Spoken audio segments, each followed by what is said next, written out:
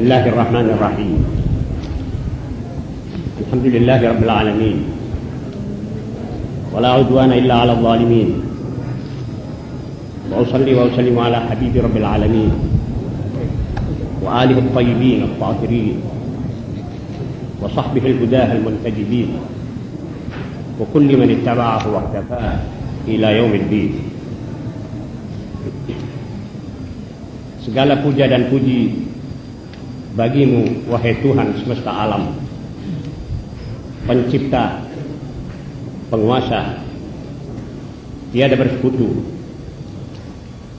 tiada melahirkan dan tiada pula dilahirkan. Wahai Zat yang menghasiani manusia-manusia yang tidak mempunyai tempat pelarian melainkan kepadamu, yang merahmati manusia-manusia yang berdosa dengan ampunanmu yang luas. Pintu rahmatmu selalu terbuka, pintu taubatmu juga tidak pernah engkau tutup di hadapan yang berdiri di mukanya. Bantuanmu selalu dekat kepada yang memerlukannya. Engkau tidak pernah menghina kita yang merendahkan diri kepadamu, tidak pernah mengecewakan manusia yang tekun memohon bantuan dan ampunanmu. Ya Allah, Ya Rabbal Izzah, Ya Rabb Muhammad wa Ali Muhammad, sampaikanlah setinggi-tinggi arti salawat dan salam sejahtera kepada Nabimu Muhammad sallallahu alaihi wasallam beserta keluarga dan sahabat-sahabat beliau yang taat setia kepada beliau dalam keadaan suka dan duka. Kami pula mohon izinmu kepada beliau nanti di hari kiamat untuk mensyafaati kita yang hadir di majelis ini. Dan sebelum itu, sekarang dan selama kita masih hidup, izinkan beliau mensyafaati kami yang hadir dalam menghadapi masalah-masalah pribadi, keluarga, masyarakat. Bantuanmu sangat kita perlukan untuk menyampaikan hal ini kepada Nabi Muhammad SAW. Umat beliau menghadapi gangguan dan banyak godaan dan cobaan, ya Allah. Izinkan beliau mensyafaati agar gangguan, cobaan-cobaan ini diringankan olehmu. Engkaulah yang maha tinggi dalam perkasaanmu, Engkaulah yang maha cemerlang dalam keindahanmu, Engkau maha besar dalam kekuasaanmu. Engkaulah yang tidak akan merasa berat memelihara jagat raya, memberi rizki, mengontrol saben detik. Wala yaudu hifdhuhuma wa huwal aliyul azim. Wahai yang maha terang dalam serba kesamarannya, terimalah amalan kami yang sederhana ini, berkumpul menuju keridhaanmu, membuat acara sederhana demi menghormat kelahiran nabimu, Nabi besar Muhammad SAW.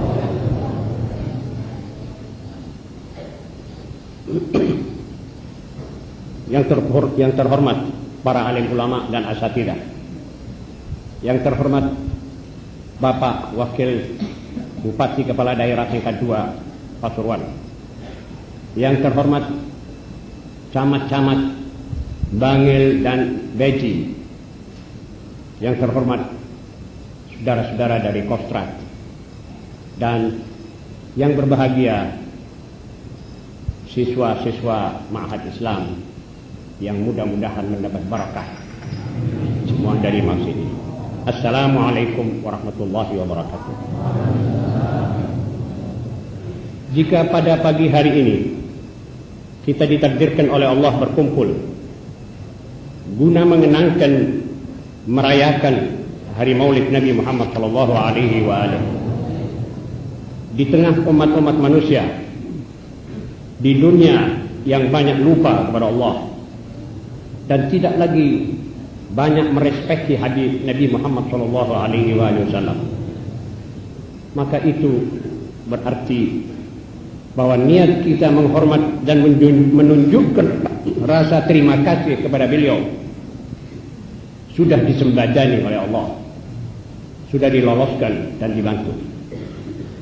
Dalam arti yang lain, amalan kita ini akan diridhai oleh Allah, diterimanya, dan disediakan bagi kita pahala yang besar. Amin. Seorang yang sedang nyenyak tidur, lalu ia tersentak bangun terjaga, lalu ia pergi ke kamar mandi, lalu ia mengambil wudhu, lalu ia menghadap kiblat, lalu ia salat. Kemudian dia ditakdirkan mengangkat tangannya untuk berdoa dan dibukanya mulut oleh Allah untuk memohon. Maka jelas manusia seperti itu adalah diundang oleh Allah. Sebab tidak akan otot-otot tangannya, kakinya akan bisa bergerak. Tidak akan ia akan terjaga dari tidurnya jika Allah tidak mengizinkan hal itu. Ma'asyiral muslimin, orang tersebut sebenarnya dipanggil untuk menghadap untuk dijamu dari kelimpahan rahmat dan barakahnya. Sedang jamuan Allah subhanahu wa ta'ala bukan seperti jamuan manusia. Jadi mengadakan acara seperti ini untuk merayakan kelahiran Sayyidul Anbiya wal Mursalin, itu saja sudah merupakan amal saleh. Sebab manusia yang kita peringati hari lahirnya ini bukan sebarang manusia.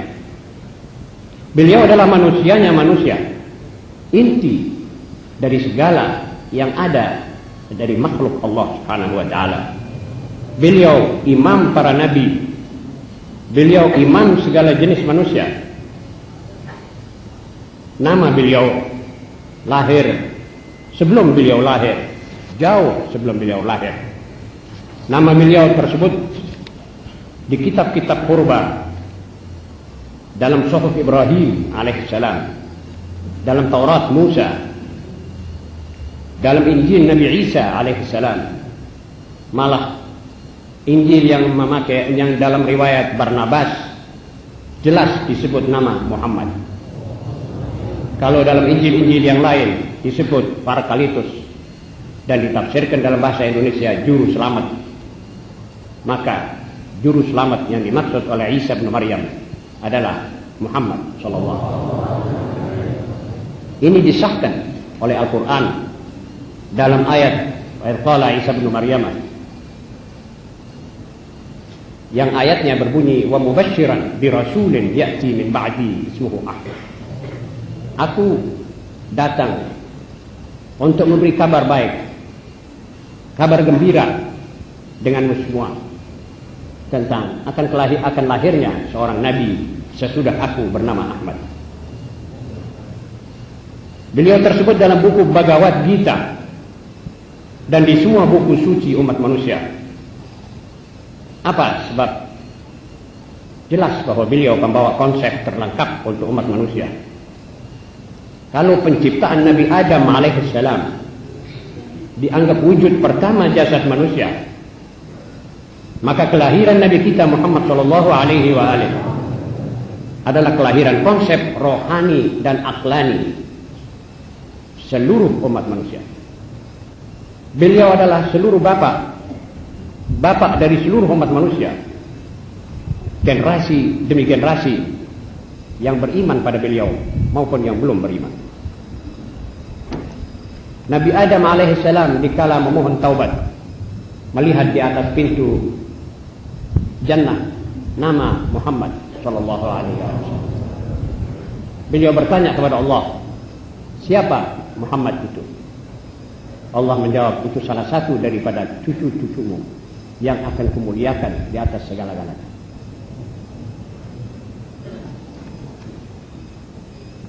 Rasul sallallahu alaihi wasallam bersabda, kuntu awalan nasi fil khalq wa akhirahum fil ba'th. Aku adalah manusia pertama dalam ciptaan Allah, maka akhirnya manusia di dalam ba'th, dalam utusan. Aku diutus pada manusia-manusia hampir terakhir. Tapi pertama, tubuhku yang diciptakan oleh Allah Subhanahu wa taala. Kuntu nabiyyan wa adama baina ruhi wal jasad. Aku sudah disurahkan oleh Allah menjadi nabi, sedang Adam masih di antara roh dan jasad, belum sempurna. Hadis ini diriwayatkan oleh At-Tabarani dan hadis ini sahih. Bagi saya, ma'asyiral muslimin, memperingati dan merayakan hari kelahiran Nabi Muhammad sallallahu alaihi wasallam seperti sekarang ini, dengan cara seperti yang Anda lihat dan Anda dengar tadi, merupakan satu manifestasi budi luhur kita dan unjuk rasa syukur kepada Allah Subhanahu wa taala. Kalau seorang seperti Michael Hart, seorang berkebangsaan Amerika, menulis satu buku yang judulnya 100 manusia terbesar dalam sejarah. Kemudian dia menyebut nama Nabi Muhammad SAW di muka. Beliau menomorsatukan Nabi Muhammad SAW. Tentunya putusan yang diambil oleh Michael Hart adalah setelah beliau pelajari sejarah Nabi, keistimewaan beliau. Walau saya yakin Michael Hart belum sampai tuntas mempelajari sejarah Rasulullah Shallallahu Alaihi Wasallam dan biografi beliau, sebab masih banyak yang barangkali belum ia baca, bahkan belum pernah terbayang olehnya. Selain Michael Hart, Du Castries, Carlyle, Gibbon dan lain-lainnya juga mengungkap sekelumit dari sejarah manusia besar ini dengan penuh kekaguman. Ma'asyiral muslimin, dalam rangka seperti ini perlu saya terangkan tentang peringatan Maulud yang oleh sementara saudara-saudara kita kaum muslimin dianggapnya bid'ah, walau mungkin niat mereka itu tetap baik, walau mungkin mereka ingin beramar ma'ruf nahi mungkar. Tetapi saya kira kita tidak perlu mempunyai anggapan dan vonis seperti itu hanya karena Nabi sendiri tidak pernah mengerjakan, sahabat tidak pernah mengamalkan. Apalagi kalau vonis seperti itu diembel-embeli dengan kalimat-kalimat kullu bid'atin dhalalah wa kullu dhalalatin finnar. Tiap bid'ah itu kesesatan dan tiap kesesatan tempatnya di api neraka. Sebab rentetan majelis-majelis maulid seperti ini biasanya kita buka pertama dengan Fatihah, sebelum itu dengan niat yang saleh, insyaallah.